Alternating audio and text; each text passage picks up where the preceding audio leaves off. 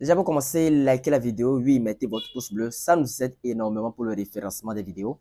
Ça fait agrandir la chaîne, la communauté, tout le bazar. Juste avant de rentrer dans le vif du sujet, assurez-vous de faire un tour dans la description de mes vidéos. Vous y trouverez un lien vous menant sur mon blog. Là-bas, sur mon blog, j'écris des articles, notamment sur le développement personnel, la santé et le trading. Donc, je vous convie vivement à aller faire un tour dans la description de mes vidéos et d'aller vous abonner à mon blog tout simplement. Alors, aujourd'hui, il s'agit d'une vidéo sur le trading et comme je vous l'avais dit, je vous avais dit que je ferais une vidéo sur la gestion des émotions en trading. C'est ce que nous allons voir tout simplement aujourd'hui dans cette nouvelle vidéo. Alors, la gestion des émotions en trading.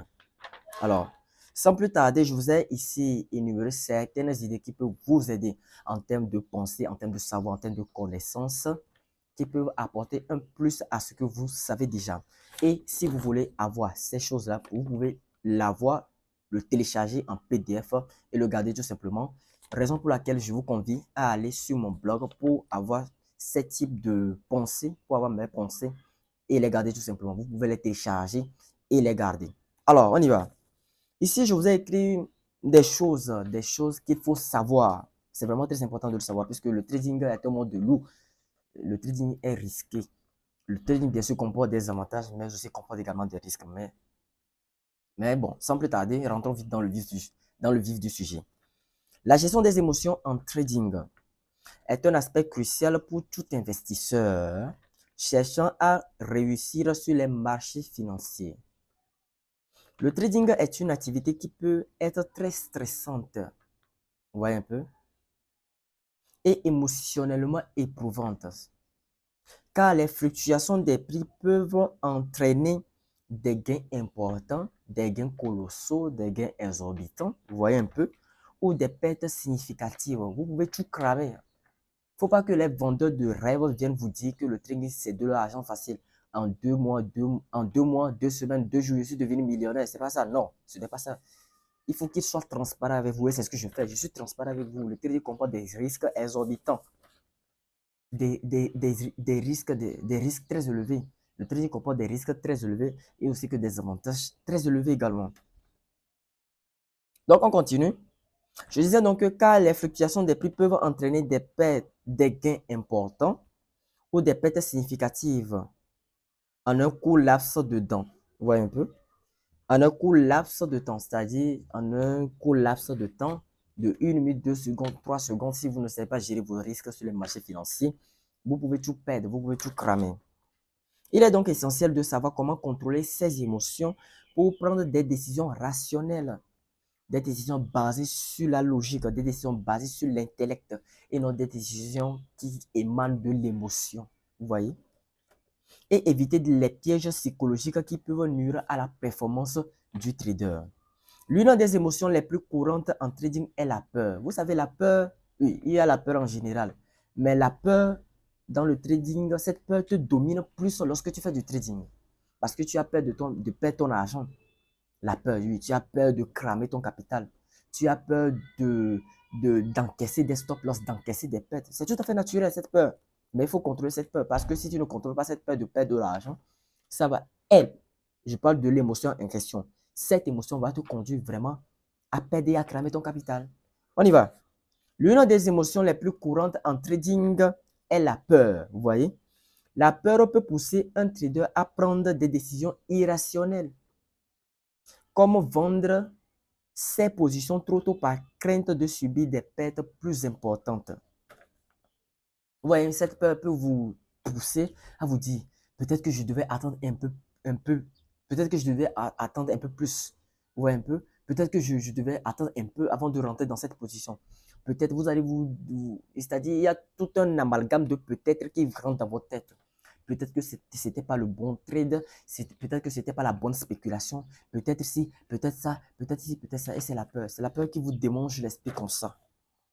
Alors, pour surmonter la peur, il est important de se rappeler que le trading comporte toujours un certain risque, un certain niveau de risque, et qu'il est important de subir des pertes de temps en temps.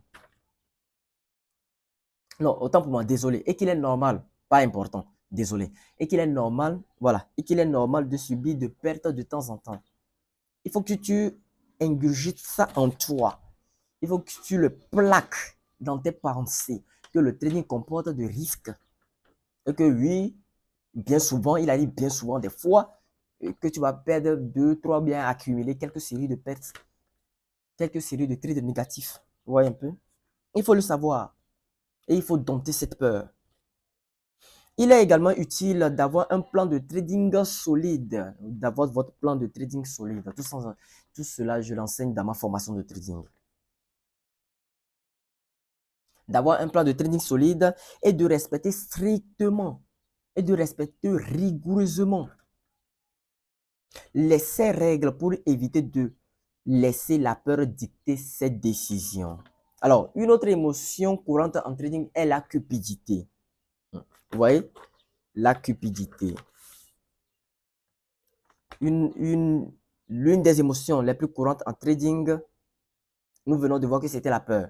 Une autre émotion est la cupidité. La cupidité peut pousser un trader à prendre des risques excessifs pour essayer de maximiser ses gains.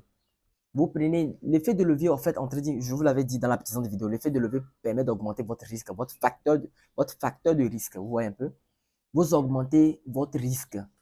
Vous misez, disons, si vous mangez le CFA comme moi, vous misez un petit peu, disons, c'est un exemple, vous misez 100 francs pour gagner peut-être 500. Et sur un intervalle de 1 an, vous avez accumulé un capital de 15 000 francs. Non, maintenant, vous ne voulez plus miser ces 100 francs pour gagner ces 15 000. Non, vous ne voulez plus faire comme ça. Vous avez augmenté votre facteur risque. Maintenant, vous misez 500 francs pour pouvoir gagner 25 000 en même temps. Et qu'est-ce qui s'ensuit par après? Vous perdez, vous accumulez peut-être une série, 2, 3 séries, 4, 5, 6, 7 séries de pertes. Et là, vous en ressortez avec un compte cramé, avec des pertes tout simplement.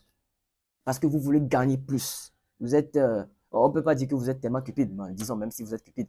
C'est-à-dire l'essai de gain, toujours gagner plus. Vous croyez grand, plus que le marché. Parce que vous gagnez, le marché vous a donné une raison, vous avez accumulé quelques bénéfices, et là, votre ego se gonfle, vous vous voyez comme un roi, alors que le roi ici en question, c'est le marché.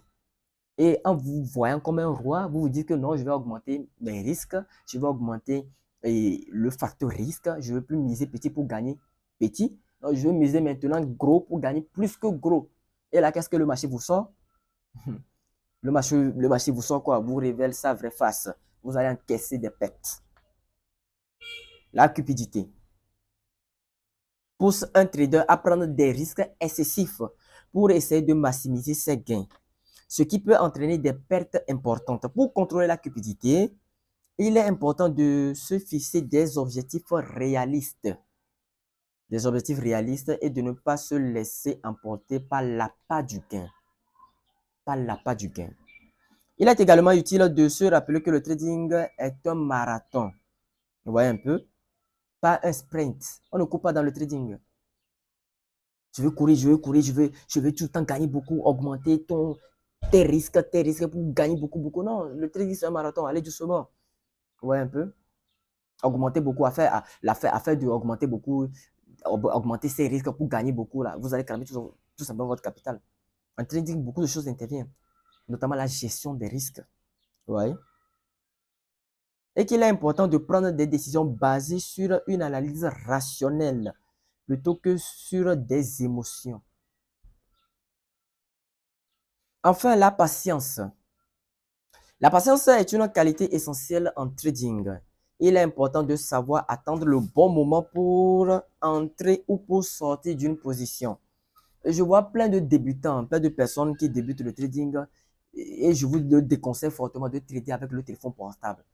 Vous faites les analyses graphiques sur votre ordinateur et à la rigueur, vous prenez des positions sur votre téléphone portable. Là, je peux comprendre.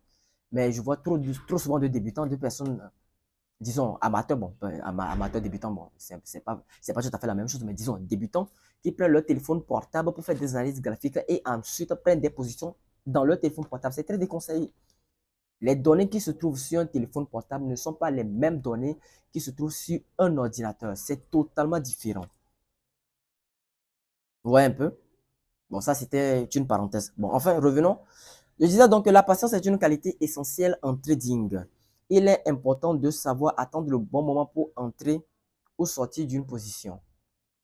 Moi, si j'étais comme vous, si vous venez de commencer le trading, j'étais comme vous autrefois, auparavant. Je ne fais aucune analyse graphique et puis je tombe là directement. Je prends mon petit téléphone portable. Bon, c'était un Android à l'époque. Bon, un Android, oui, bien sûr, à l'époque. C'est bon, on va pas trop rentrer dans ce sujet-là. J'entre directement dans le marché sans faire d'analyse graphique. Et je pensais que là, quand je fais comme ça, et puis bon, je vais gagner de l'argent. Non. Il faut faire des analyses graphiques et savoir quand est-ce qu'il faut entrer dans une position, quand est-ce qu'il faut entrer dans le marché et quand est-ce qu'il faut sortir. Ensuite, le bon moment, je disais donc le bon moment pour entrer ou sortir d'une position, plutôt que de céder à l'impulsivité. Non, l'impulsivité. Plutôt que de céder à l'impulsivité. La patience ça permet de prendre des décisions réfléchies. Vous voyez un peu? La patience vous permet de prendre des décisions réfléchies, des décisions rationnelles et de ne pas se laisser influencer par les fluctuations à court terme. Les fluctuations à court terme, c'est-à-dire vous voyez le marché part à la hausse, vous avez une tendance haussière et là, vous êtes excité par vos émotions, vous voulez pertinemment, vous voulez coûte que coûte rentrer dans cette spéculation parce que vous voyez le marché partir à la hausse et vous vous dites que là, je vais mettre un autre buy pour que le marché aille à la hausse et puis je vais gagner de l'argent. Non, vous vous laissez emporter par les fluctuations à court terme du marché, ce n'est pas bien. Il faut être patient. Il faut inspirer et expirer. Il ne faut pas surtout laisser agir ses émotions. Il faut être patient. Quand vous êtes patient, vous faites des analyses graphiques sur votre ordinateur. Vous attendez le bon moment pour entrer dans une position, le bon moment. Ça peut être la cassure et clôture de bougies, d'un support ou d'une zone de résistance ou bien d'une zone clé avant d'entrer dans une position donnée. Vous calculez également votre risque-reward, le facteur risque-ratio, l'opportunité que le marché vous présente à un risque-ratio de combien. Quelle est votre marge de stop loss? Vous risquez combien pour potentiellement gagner combien? C'est toutes ces choses-là, il faut prendre en compte avant de rentrer dans une position sur le marché financier. Mais trop souvent, je vois trop souvent de débutants qui ne connaissent pas ces notions-là et qui directement, sans analyse graphique, ils, disons, ils se mettent dans le marché, ils prennent des spéculations, ils prennent des trades dans le marché. Ce n'est pas bien et ce n'est pas professionnel. Vous voyez un peu? Donc, je pense que c'est tout pour cette nouvelle vidéo. J'espère que vous avez aimé et apprécié. Je vous ai donné de tas d'informations utiles qui vont certainement vous donner quelque chose en termes de savoir, en termes de connaissances. Je pense que je vais m'arrêter là. Nous allons nous retrouver une prochaine fois dans une nouvelle vidéo. D'ici là, portez-vous bien.